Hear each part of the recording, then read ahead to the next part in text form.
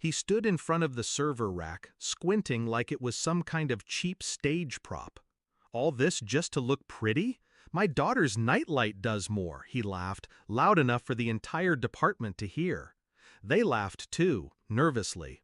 Not because it was funny, but because power demands an audience. I didn't. I just closed my laptop, slow, deliberate.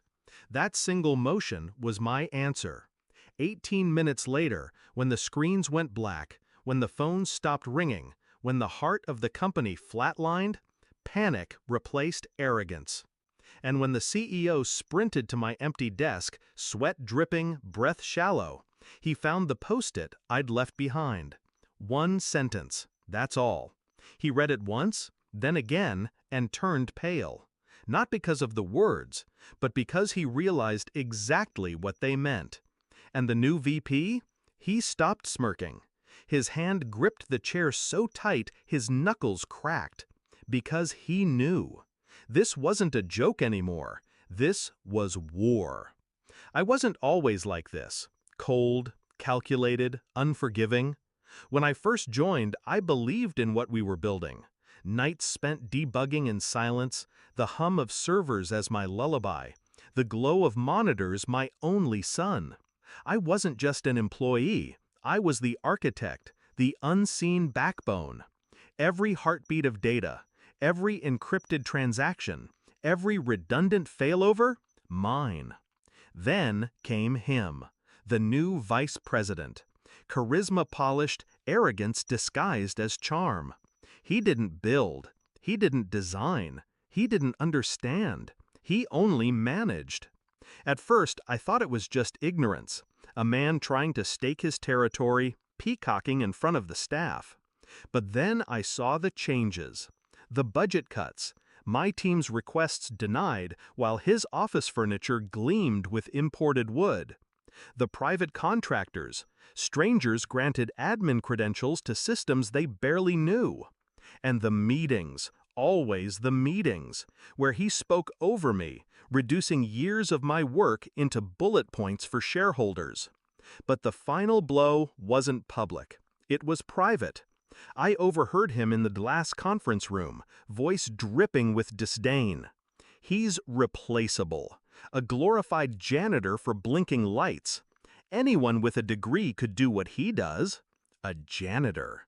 That was the moment, the shift.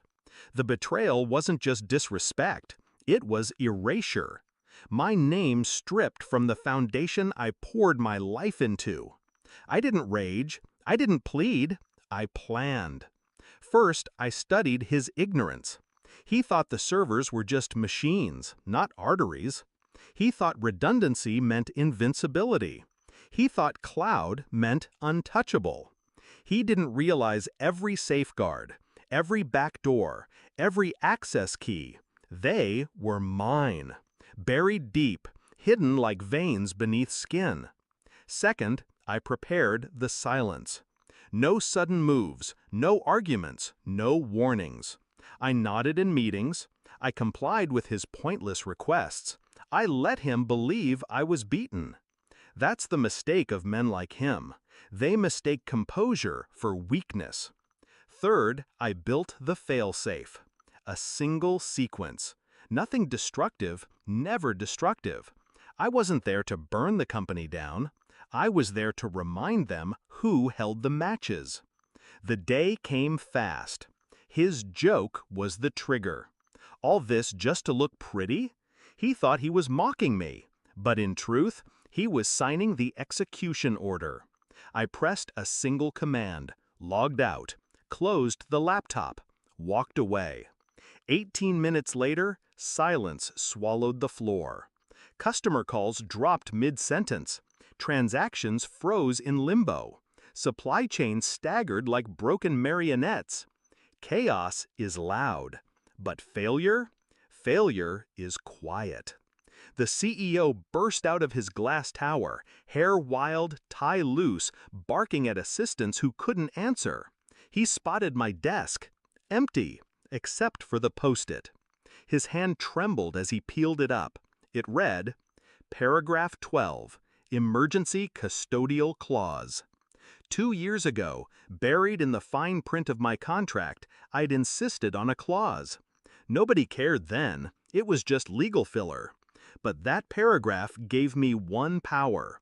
In case of a system-wide emergency caused by executive negligence, full custodial control of all systems reverted to me, the lead architect. It wasn't sabotage, it was succession. And now, with the servers down, with millions bleeding by the second, negligence was undeniable. The CEO turned to the VP, his face ash. "What did you do?" he whispered. Not to me, to him. Because suddenly, it wasn't my failure, it was his. And when the CEO realized the only path to restoration ran through me, his panic shifted into fear. Not of the outage, but of losing me. They called me back, of course, groveling, bargaining.